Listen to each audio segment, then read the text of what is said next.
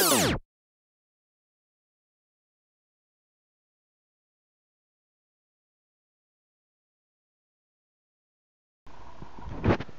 the parts I needed from A to T. Shocks are a lot smaller than I thought they were, but we're going to make them fit. Very cute, if you will. The size is perfect,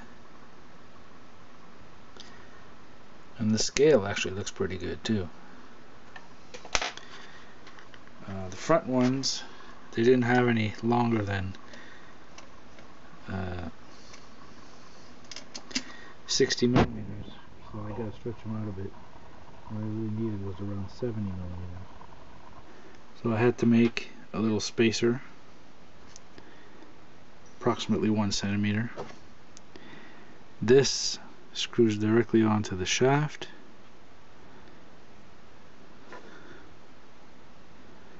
Like so. The little shock spring retainer is right here. Actually fits right on it perfectly. And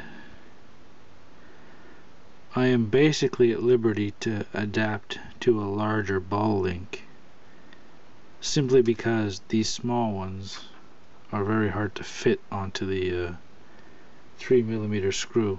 So I'm probably going to put something a bit bigger on.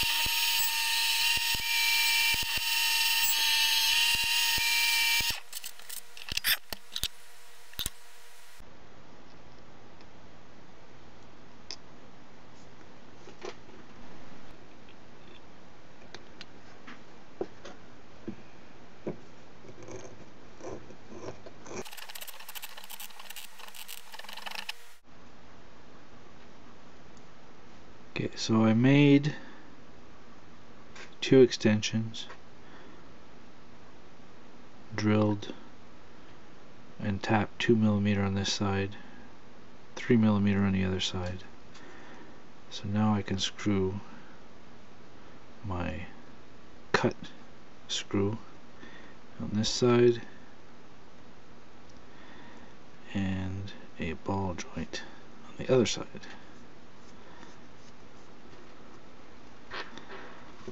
Now I may have to shorten it a little bit if it doesn't go in all the way.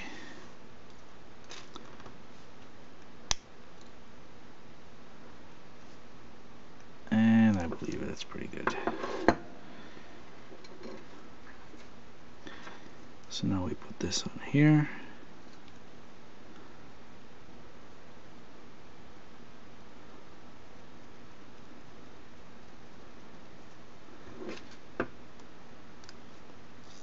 Tighten it up.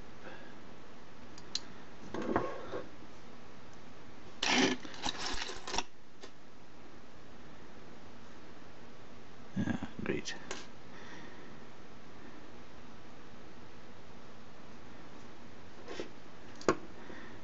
The spring doesn't fit through it.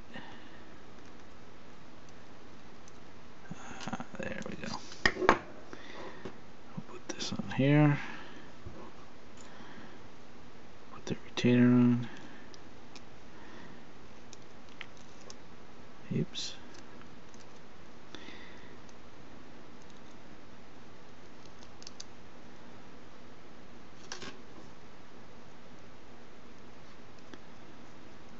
And extension is made.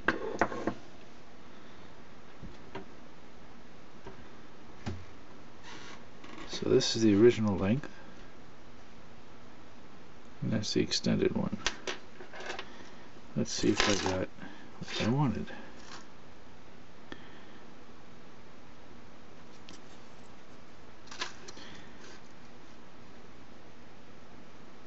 Okay, yeah, a little bit more than a centimeter. I think that should do anyways. So let's set up the other one.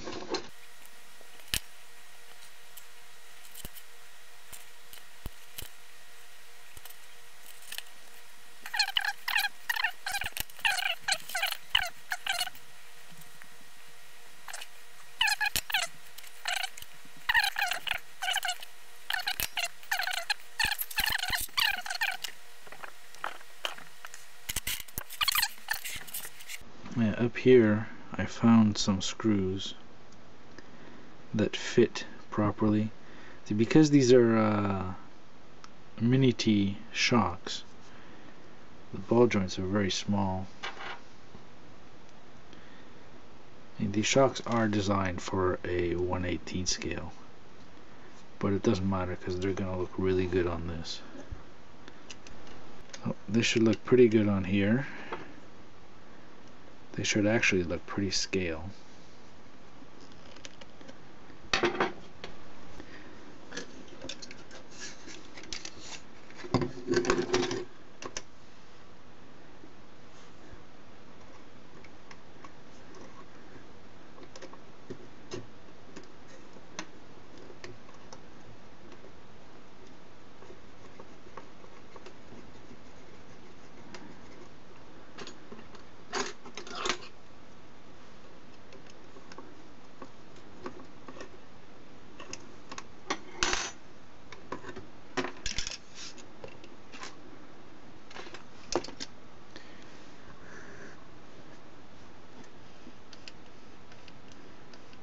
Tell me that doesn't look cool.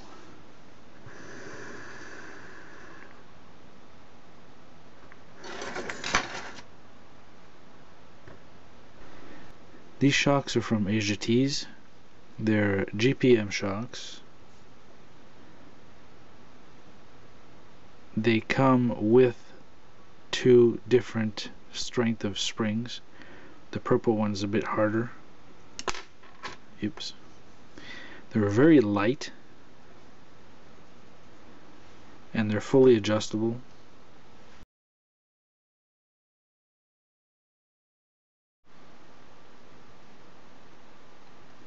For the mini T shocks on the rear of my Viper Champ, these things are way too small, of course, just like the front were.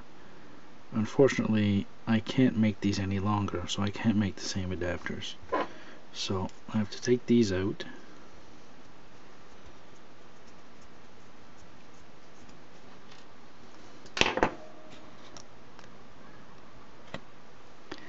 And what I did here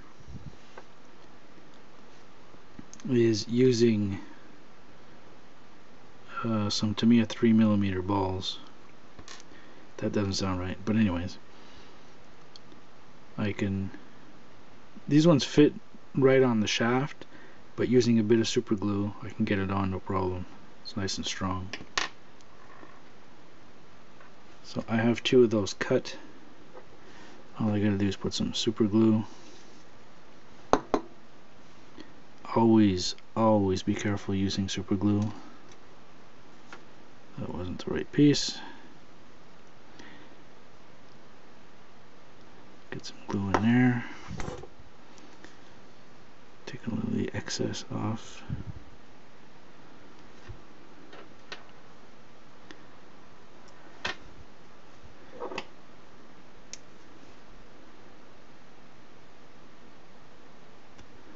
Get that in there. A few turns. Let it dry up. Actually, before it dries up, get the excess off the top portion here so that it doesn't make any lumps. And that's already glued on.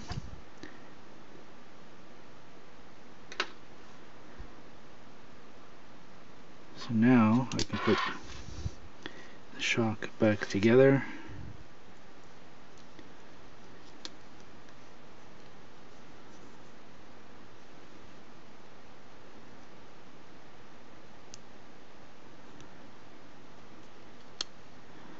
And there we go. We have a new bottom piece. It's kind of hard to see. There, you can see it a bit better now. So now we still got our full shock movement. I guess it's holding. So basically, on the bottom is where this is going to go, here. Now for the top, I still haven't figured it out quite yet. So if this goes here,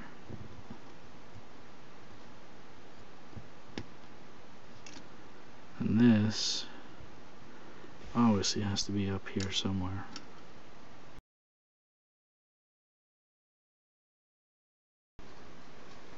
So I took a screw, added a nut to it, and this nut is the right hex to fit inside the piece, and I'm going to file this piece down until it reaches here. So this is one of those homemade type of things where you don't really need machinery per se, and doing it by machine, making a hex like that, is a bit of a pain in the ass. This is actually very easy. It's just aluminum, and it's very easy to file down as long as you got a good set of files, of course.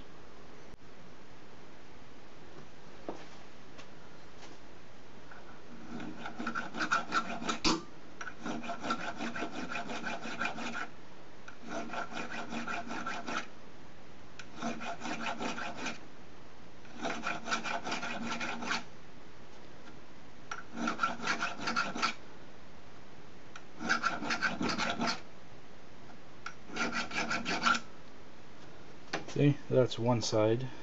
Go to the next.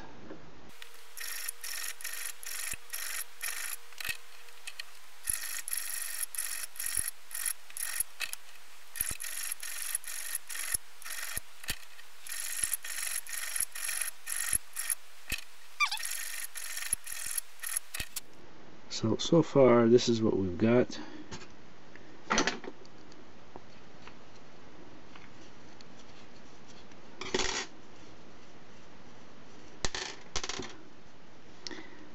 Now if you have a look,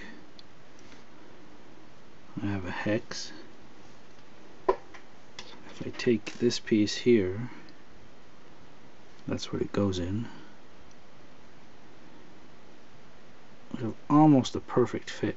So what I do to make it fit better, to squeeze it into place, if you will, basically just put in a screw.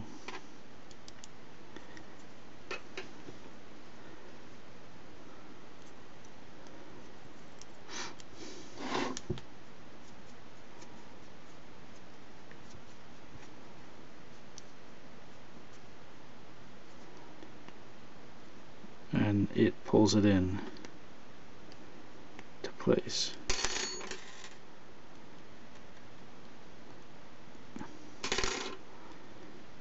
There we have a perfect fit. And it took me, what, 5 minutes? Give or take? Now the other trick is to getting it down to size, because obviously this is too long. So we got to make it this big. So I have to take this one off, measure it to get an exact size, and then we'll shorten it. So this is the piece that was installed before. Just got to measure it.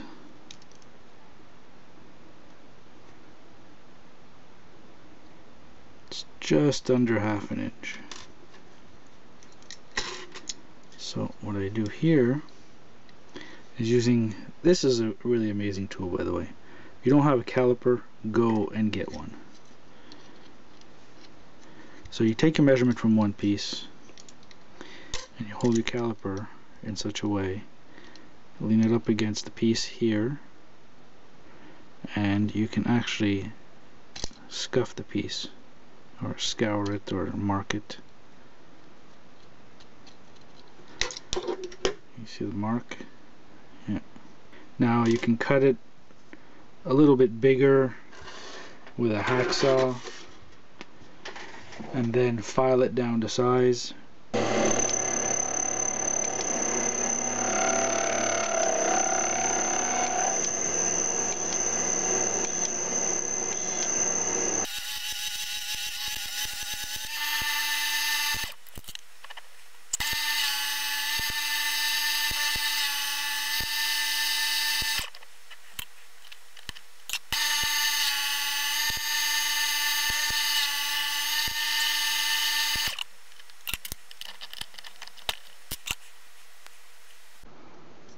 There you go, it's exactly the size we need it to be. So now we can pretty much assemble the rear. I'm gonna have to take it off again to get the motor on later on, but let's do this anyways.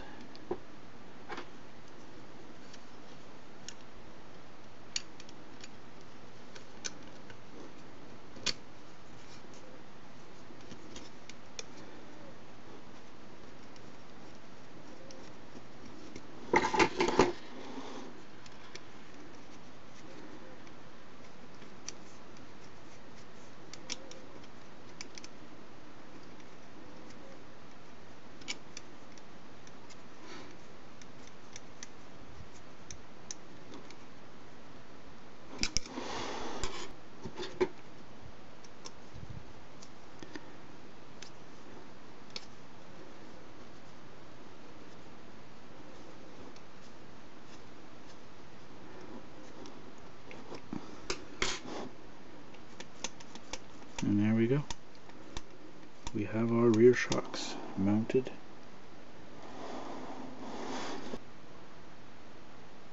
Well, that's done.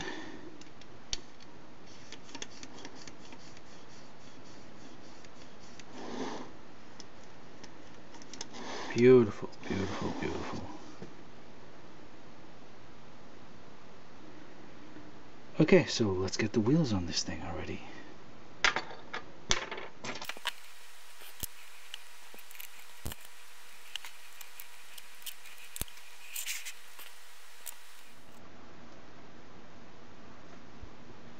So I ended up with a little problem where the wheel bottoms out when the wheel rubs on the top of the shock, but it's practically at the end of the displacement for the shock and the suspension. So I think I'm just going to leave it like that.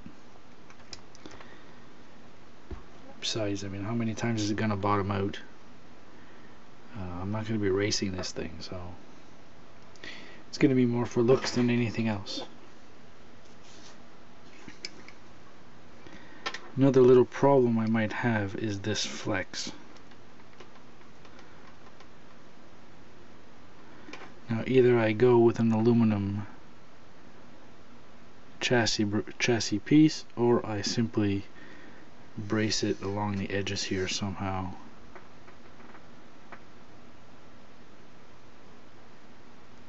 Not quite sure how that's going to go yet.